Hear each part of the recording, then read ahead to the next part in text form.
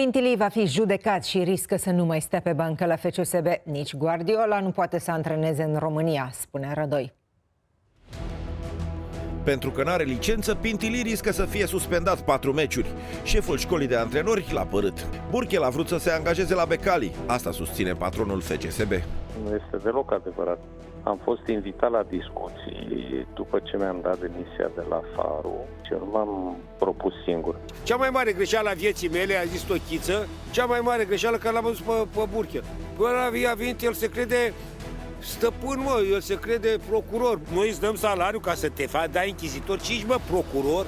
Rădoi a pățit-o înaintea lui Pintilii. Suntem singura țară care are carne de antrenor. Dacă Guardiola mâine vine în România, înseamnă, conform legilor în România, nu poate antrena, pentru că nu deține acel carne de antrenor. Sorescu nu l-a convins pe Becali, iar companiul iese din echipă la derbiul din etapa viitoare cu Farul. FCSB a câștigat la Sibiu cu golul lui Omrani.